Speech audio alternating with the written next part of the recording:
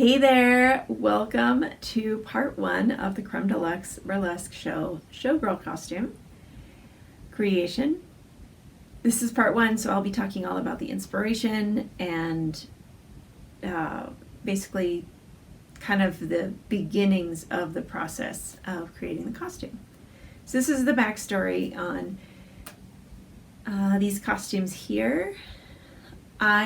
I produced my very first burlesque show on May 28th, 2016, and I'm of the mind that you go big or you go home. I was in one of the largest showgirl spectaculars in the world, and so my standard, my bar is pretty high, and so I thought, okay, well, I don't have the money Don Arden had, but I have a vision and I would like to get this on stage and start making showgirl acts. So this was the first foray into that. I was doing burlesque since December 2013, so it had been about 2.5 years before I produced the show that I started. And I just wasn't happy with what I was seeing in the burlesque world. As far as quality of acts, it was just like more quantity. And so I wanted to create kind of a signature group act. And I was like, okay, how can I do that? So it's like, being open to suggestion from the universe, of course.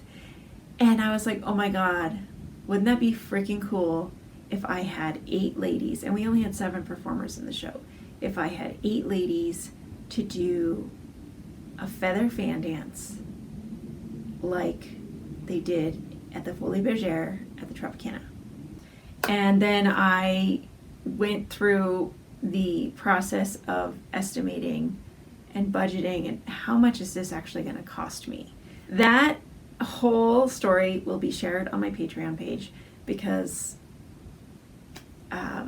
it's actually a pretty cool evolving of an act. So I will share that story on my Patreon page, and hopefully you become a patron, and you can see all of these extra special goodies that I share to my Sparkly membership. The first thing that I had to do was basically design these costumes. And I knew that I wanted everyone to have a G-string, a proper showgirl G, and I wanted everyone to have pasties. Everyone had to have pasties because we can't go topless on stages here unless you have unless you're a strip club. I think that's the only topless people you can have, unless it's like what is it called, performance art.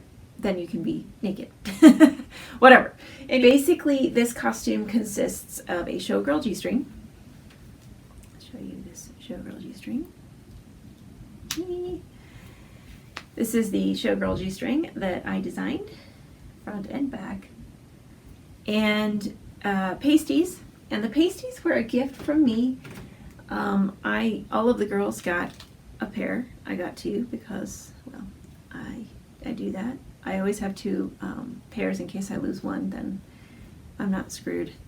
But you can see that the design matches, and it's very Art Deco. And then the last thing I made was this little headpiece. I think this is the last one left that is still intact. And it was just a little comb that they had their burlesque hair and then they just pinned it in. So I think everyone wore it like kind of right here. And so I bought these cheap Wish jewelry earrings and necklace set. I think it was like $3. And I transformed them into clip-ons so that I could, keep them. So I kept the majority of the costume except the pasties. So these are my pasties that I kept. They still have the tape on the back. And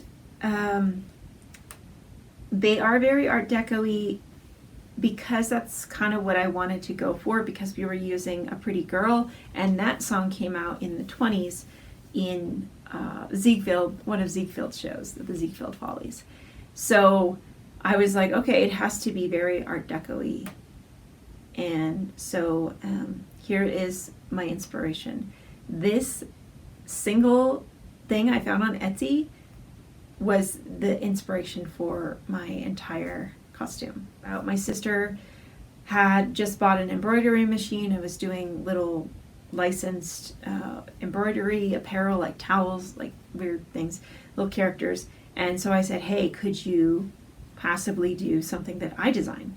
Have you ever used a design that isn't whatever pre-made? She goes, no, but we can try it. It needs to be this kind of file. Like I said, I'm a designer. I whipped these out. So here are my designs. There's a front, a back, the pasty, and then the headpiece. So, and I needed 9 because I had an understudy, and